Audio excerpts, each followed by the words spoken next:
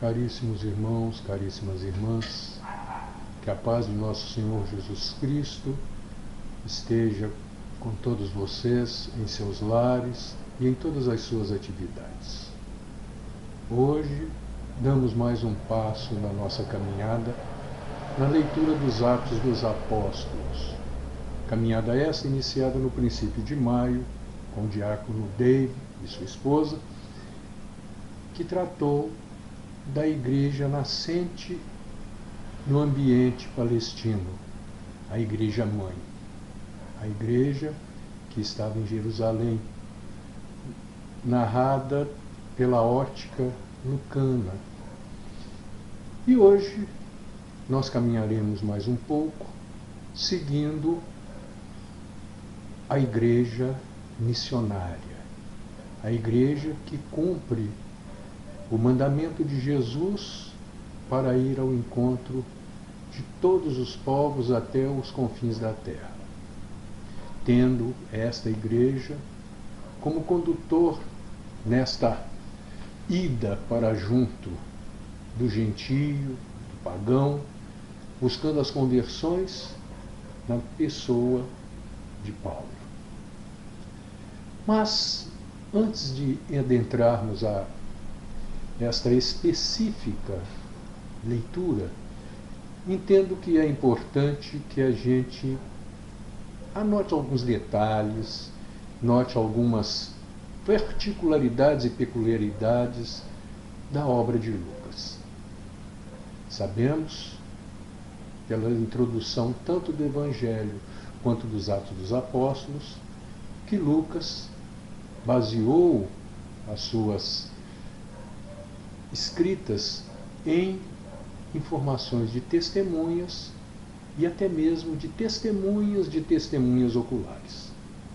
Ele baseou-se nisso, nas informações, conversou com os apóstolos, certamente caminhou com Paulo, ele relata isso nos Atos dos Apóstolos, e nós veremos que a obra de Lucas, principalmente nos Atos dos Apóstolos, ela tem uma beleza dos relatos clássicos dos historiadores gregos.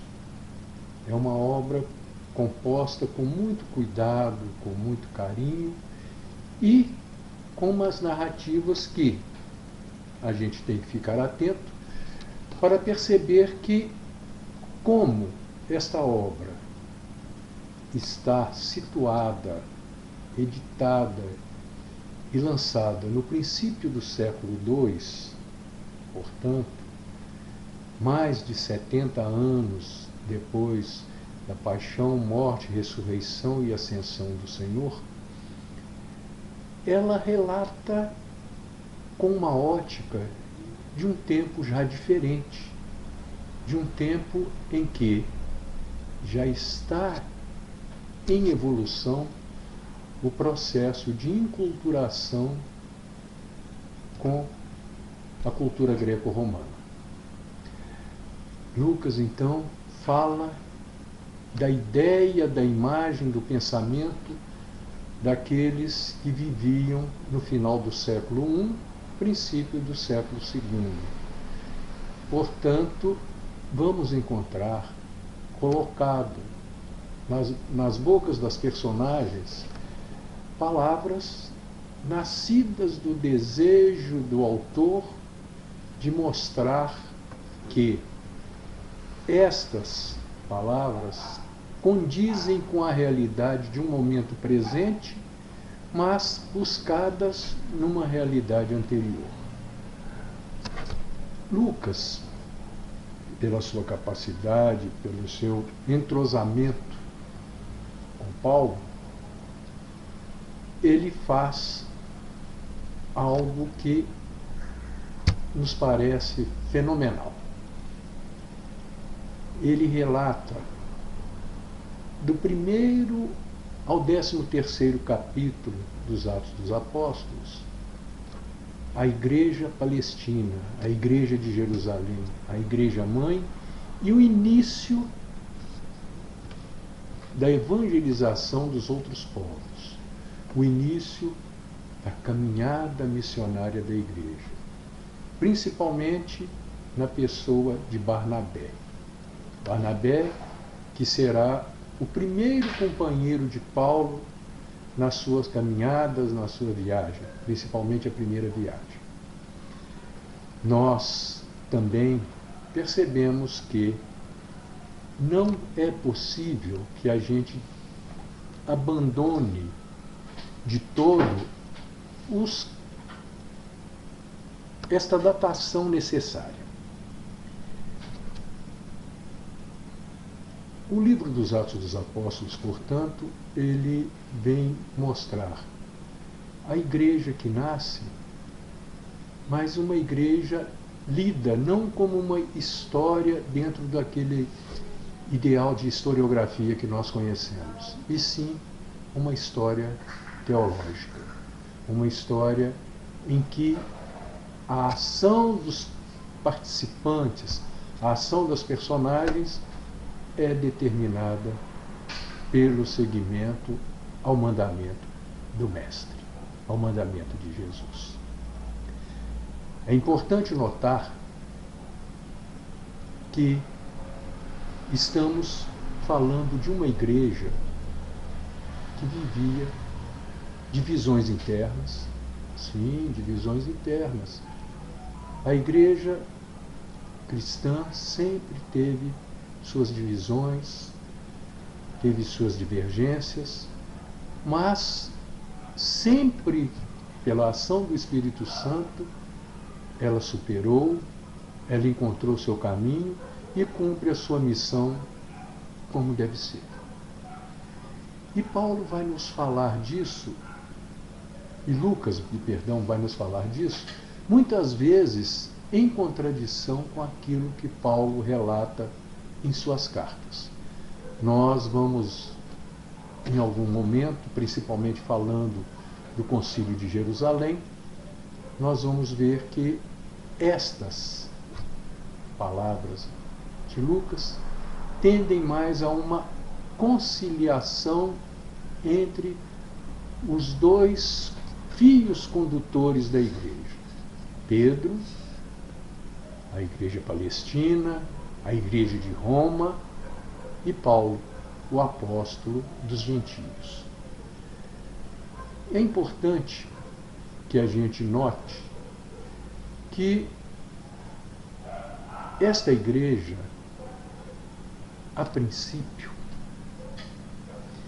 quando começou o processo de ingresso de prosélitos, ou seja, de pagãos que queriam se converter ao cristianismo, esta igreja, por um grupo que se é chamado de judaizante, pretendia que estes convertidos primeiro se convertessem ao judaísmo, aceitassem as regras impostas a todo judeu, inclusive a circuncisão.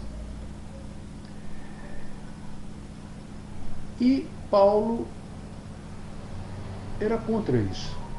Ele entendia que não precisava ser judeu para ser cristão. Bastava seguir o Evangelho. Porém, esse processo,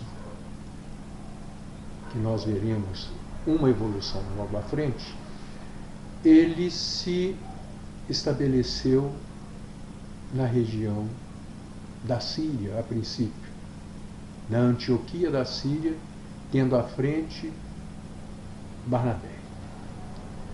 Barnabé é aquele que, quando Paulo, a caminho de Damasco, caiu do cavalo, ficou cego, foi ele que foi conduzido por Jesus ao encontro de Paulo, cuidou dele, tratou, até que Paulo abrisse os olhos. E ao abrir os olhos, Paulo, de perseguidor, de total aversão ao cristianismo, passa a ser um dos maiores defensores, se não o maior defensor junto às comunidades não judaicas do cristianismo. Então Barnabé tem um papel muito importante nesse momento. O momento em que a igreja começa a ultrapassar a fronteira de Jerusalém. Jerusalém, que no pensamento de Lucas era para onde convergiu Jesus, convergiu a pregação e o evangelho, e de onde este evangelho se difundiria para todo o mundo. A celebração de Pentecostes marca um contraponto com Babel. Em Babel, a mudança e a diversidade de idiomas causou divergência, causou separação. E de repente, no dia de Pentecostes, no cenáculo em Jerusalém, a diversidade de idiomas esta diversidade ela é acoplada, aglutinada à linguagem do amor de Deus, do amor de Jesus, e passa a ser uma linguagem universal, compreendida por todos. E é esta linguagem que anima os discípulos, os seguidores de Jesus, a seguir em frente, a caminhar, a buscar novos povos, a buscar novas realidades. Bom, isto posto, nós começamos a olhar detalhadamente esta missão, este caminho assumido pela igreja missionária. Essa igreja que nós veremos a seguir, a partir da Antioquia da Síria, se expande pelo mundo e se faz presente até o fim da terra. Vamos então prosseguindo a nossa caminhada a partir do capítulo 13 dos Atos dos Apóstolos, quando começa a missão de Paulo e Barnabé. Barnabé, como já dissemos, estava em Chipre e na Antioquia da Síria também. Ele era natural de Chipre e ele estava conduzindo a igreja de Antioquia da Síria, onde congregavam gentios. E Paulo é guiado por Deus ao encontro de Barnabé e os dois começam essa missão, esse trabalho, este enfrentamento, inclusive, a oposições. Vemos logo no princípio do capítulo 13 que há um mago que vem afrontar a Paulo. E esse mago, pela ação de Deus, era um homem que tentava mudar o segmento do povo, afastando da palavra do Evangelho, e esse homem sofre um revés, fica cego. Por aí começa a caminhada de Paulo. Paulo parte em viagem para Chipre. A primeira viagem de Paulo, como nós vemos neste mapa que está colocado em seguida. Nós notamos que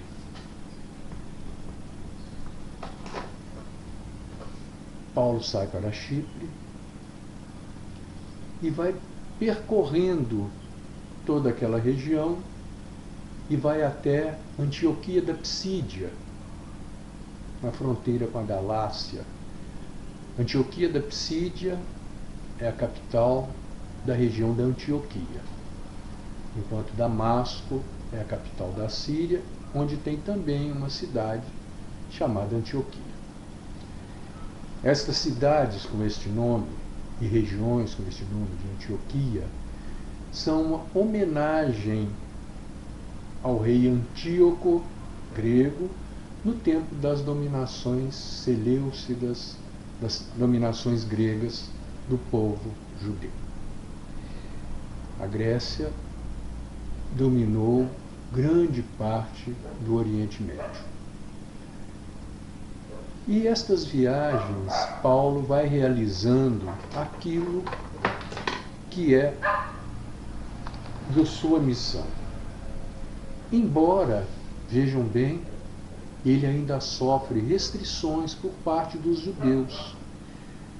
No capítulo 13, a partir do versículo 16, 17, nós vamos encontrar um discurso, uma pregação de Paulo falando sobre a sua condição. E dali de onde eles chegaram, que foi Antioquia da Psídia,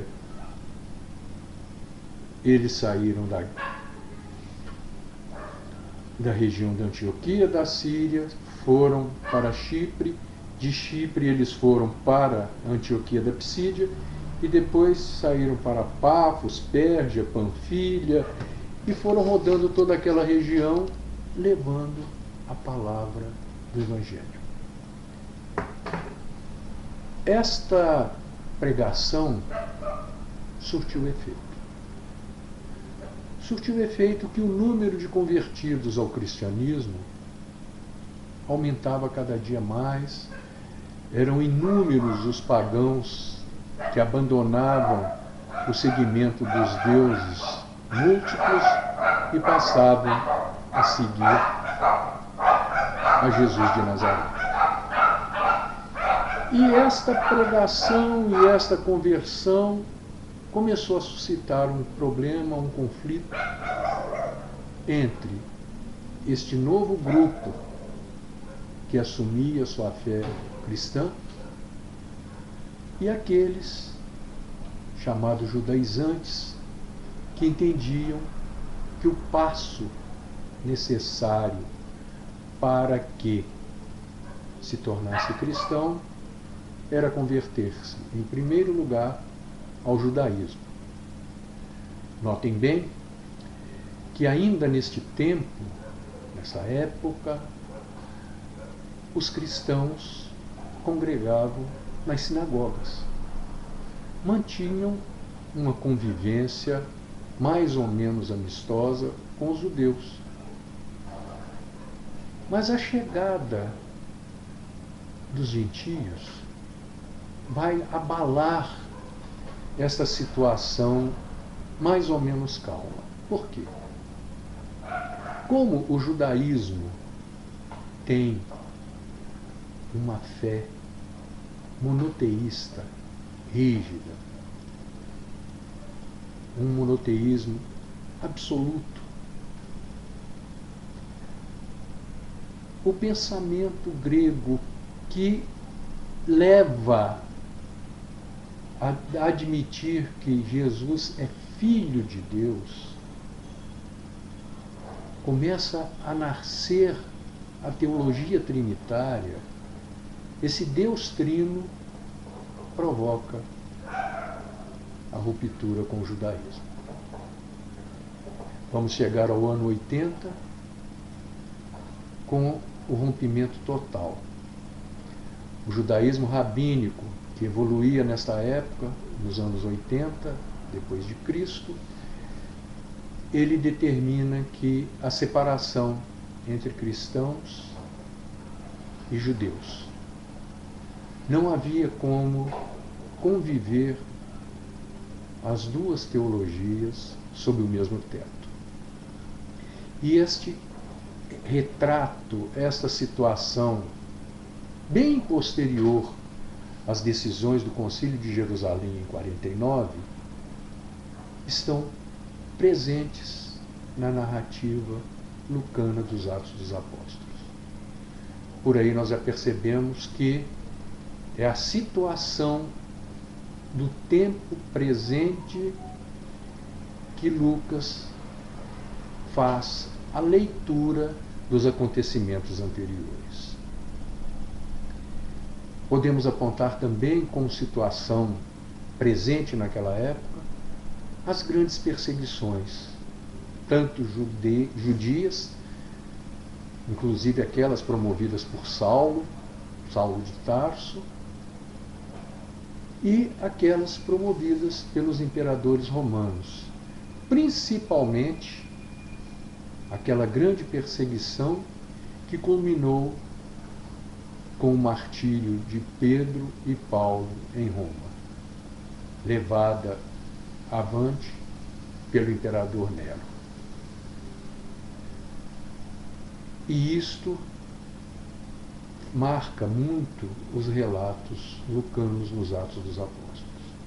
Mas voltemos ao Concílio de Jerusalém, que veio para definir e decidir sobre esta questão fundante, essa questão principal da necessidade ou não dos neoconversos, gentios, ao judaísmo para depois se converterem ao cristianismo. A palavra que nós vemos no capítulo 15 dos Atos dos Apóstolos, nós vemos que a situação começa na Antioquia da Síria, onde Paulo e Barnabé reuniram a comunidade para decidir a questão, sim ou não, a conversão ao judaísmo, e a exigência da circuncisão para os gentios, para que eles observassem, antes de tudo, a lei de Moisés. E Pedro discursa a favor da manutenção, ou melhor, pelo ingresso dos gentios, sem a necessidade da conversão ao judaísmo. Tiago também acabou concordando, ele que era um dos mais radicais judaizantes. E assim, nós vemos que a missão da igreja é se tornar fermento nas culturas, aproveitando aquilo que elas têm de melhor, aquilo que elas têm, como disse Karl Rahner, as sementes do reino que estão espalhadas por toda a terra, vem a ação da igreja, a ação do cristianismo, amparar toda essa diversidade naquilo que ela não for contrária à doutrina de Jesus. Quem está por nós não é contra nós. E nos ensinar, obviamente, com este exemplo de humildade. Não devemos impor a nossa fé, mas sim vivê-la de modo que aqueles que nos virem se convertam apenas por se sentirem atraídos pelo nosso modo de viver, pelo nosso modo de ser. Aproximando-nos do final deste encontro, olhar para trás, sem saudosismo, sem pensamento de como era bom aquele tempo, como era isso, como era aquilo.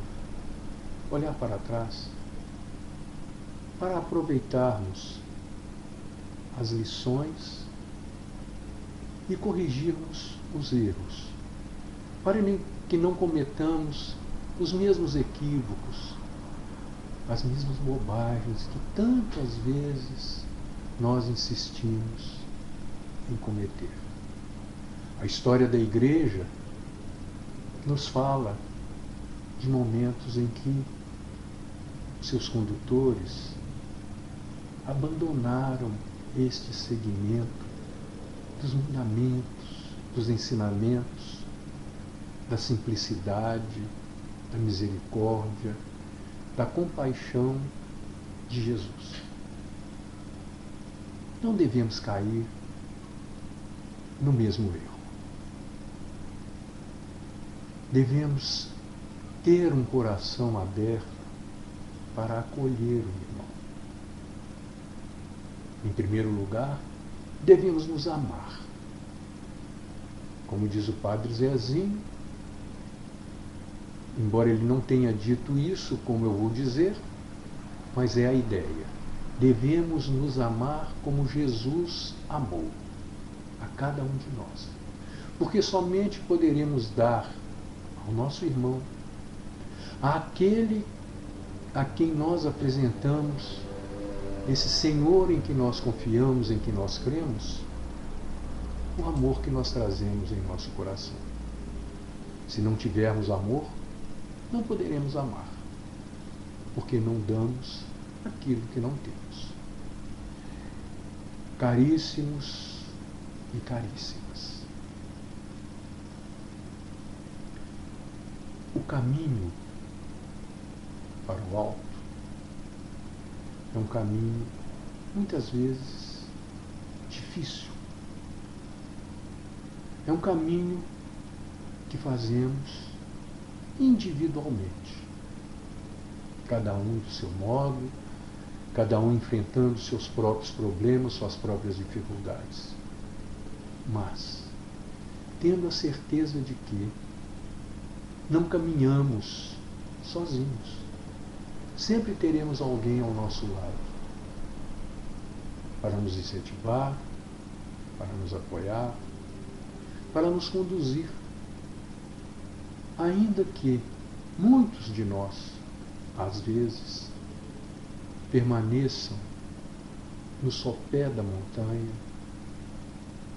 outros subam rápido demais, outros devagar demais, mas todos nós somos chamados a subir, a ir ao encontro daquele que se sacrificou por nós, aquele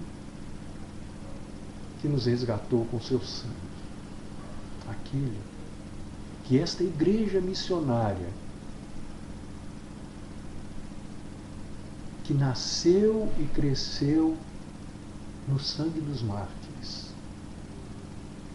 fecundada em primeiro lugar pelo sangue do Cristo derramado na cruz, será para nós a certeza de que o caminho que nós escolhemos, o modo como nós pretendemos caminhar, como nós queremos subir ao encontro de nosso Senhor, vale a pena. O diaconato nos dá uma dupla missão. Uma missão que deve ser vivida com este amor com que Jesus nos chamou. E nós, que aceitamos o convite, não o aceitamos sozinhos, o aceitamos com nossas esposas, com nossos filhos, nossos netos, genros, com nossa família. Essa família que é a primeira igreja, o primeiro lugar onde nós devemos viver o nosso cristianismo. Devemos viver a nossa realidade e testemunhar que o amor de Deus é para nós o essencial, o básico, o necessário. Que todos tenham uma caminhada, uma subida gratificante. E encerrando este momento, rogo a Deus por todos e desejo que no coração de cada um, de cada uma, sempre esteja presente esta flor. Esta flor que simboliza todo este carinho que nós temos para com nossa igreja missionária. Porque todos nós somos discípulos e missionários a caminho do Reino. O Senhor esteja convosco. E pela intercessão amorosa de Maria, Mãe da Piedade, desçam sobre todos vocês as bênçãos do Deus de amor e de misericórdia, Pai, Filho e Espírito Santo. Amém. Permaneçam em paz, vivam a paz, testemunhem o amor de Deus com suas vidas e o Senhor esteja sempre ao lado de todos vocês. Muito obrigado.